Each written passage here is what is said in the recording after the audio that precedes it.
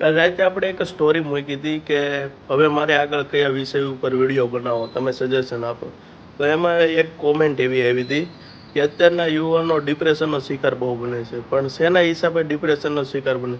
કારણ કે એ યુવાનો જે અંદર દુઃખ ભરીને જીવે છે એ કોઈને કહી શકતા નથી, અને એને સાંભળવાળા પણ અત્યારના સમયમાં સાવ ઓછા છે.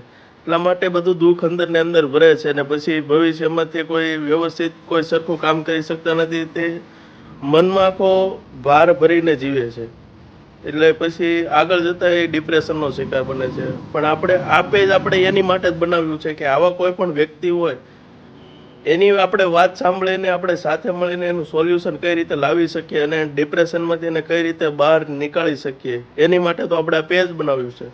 તો તમારી આજુબાજુમાં કોઈ પણ એવો વ્યક્તિ હોય જે એકલા એકલા મૂંઝાતા હોય, કોઈ એની સાથે એવો બનાવ બની ગયો હોય તે કોઈને કહી શકતા નથી, તો એનો આ રીલ શેર કરો અને કોન્ટેક્ટ કરાવો, તો આપણે સાથે મળીને સોલ્યુશન કરી શકીએ અને તેને ડિપ્રેશનમાંથી બહાર કાઢી શકીએ.